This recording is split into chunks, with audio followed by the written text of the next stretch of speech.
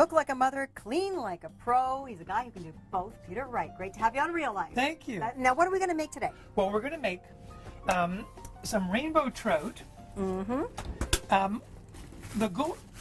One of the things that I try to follow is they say that we're not eating enough fish. Right. And Okay. fish, I love fish. I don't know about you. I love fish. Well, you're right, and I love fish too. But nowadays, it's not a matter of whether we like fish, it's a matter of which fish are good choices. Right. So I follow the National Seafood Guide, Okay. which is put out by the Monterey Bay Aquarium. And what I wanted to do was find what they consider a good choice. Okay. There's rainbow trout farmed. They have U.S. farm-raised catfish is a good choice. Which is very good too, yes. And they also have some choices that they say avoid, at least for now. Okay. Which is, I'm not going to tell you what it is. Okay. But it's the most commonly purchased fish. Okay. Let's go. Tomatoes is a good source. They're a good source of lycopene, Yes, they are. which is a nice antioxidant. You're going to be really jealous about my can opener. Do you like that? I do. Because it takes off the... It takes off the takes it rim. off. Yep. I love it. It's not sharp. I love that. Especially with a 2-year-old, a 2.5-year-old in the house, you want to make sure. Okay, so what you're going to do is you're going to take out a little bit of the tomato. Right. And so now it has olive oil in it. If it didn't have olive oil in it, I would be wanting to put some on, because what I do is normally brush the olive oil with, brush the fish with right. olive oil. We're going to put a little lemon pepper in here. Lemon pepper, nice. This is really citrus seasoning. Okay. Now, all we have to do, we've already have the toaster oven on. We do. It's all heated up. It's all heated up. We put it at 350. Now, here's a nice. Now, don't forget we've washed our rainbow trout. We put this on. What we're doing is we're giving the kids and the family something a little bit different. It's going to be healthy, tasty. The texture is going to be nice because we're not going to seal the aluminum foil. We're just going to close it. Okay. So it's not going to steam. How easy is that? That's right. And it's going to be nice and tasty. So the whole. Okay. No, this isn't. We didn't like seal it up like a madman. We just sealed it up. Now, put that in your toaster oven. Excellent. Good. So we're at 350. It's 10 minutes an inch, Okay. and we're going to wait until it flakes. That's a good 10 minutes. Okay. That's right. So that fillet was about an inch. So we'll try it in 10 minutes if it flakes easily. Excellent. And flakes, of course, is you take your fork, push it to one side. If it comes off really easily, Okay. no effort. Right. If it takes 2 hands and a couple of your neighbors to move the fish, it's not cooked done. yet. Not done. It's not done. So, Excellent. so just so you want to know. Okay, now what we're going to do is most kids like rice. We're going to choose basmati. I like basmati rice. Yeah, it's one of the most popular. And this time, just to be a little bit, flavorful, we're after my measuring cup, which is right Okay. here. Oh no, I had it in my hand. You have it right it's right there? here. That See, would be that's there. why we have kids. They help us.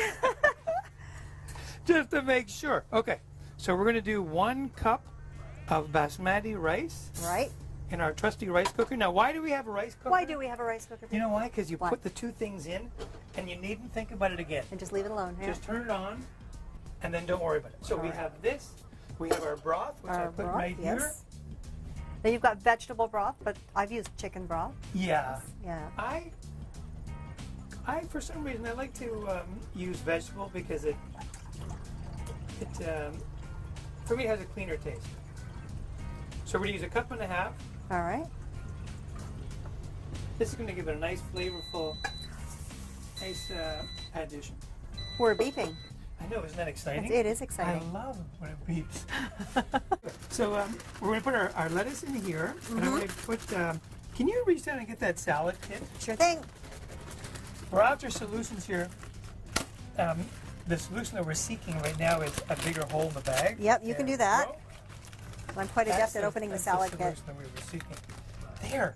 So what we want, of course, is Caesar salad is one of the most popular salads that a family makes, but we wanted a little bit of a twist on it. Right. It's a little bit different. This is the vinaigrette. Okay. All the things we need for the salad. So whether if there's a couple of kids or non-participants, non-dinner participants, Right.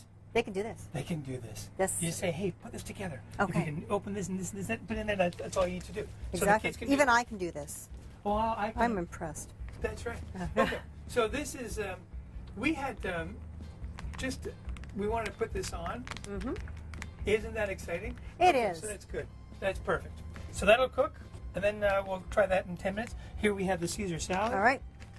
And we will use, hey, we even have salad tongs. Wouldn't that be exciting? It would be. Well, I'll tell you what we're going to do. We're going to continue making the Caesar salad. And when we come back from the break, we're going to have one fabulous meal to show you.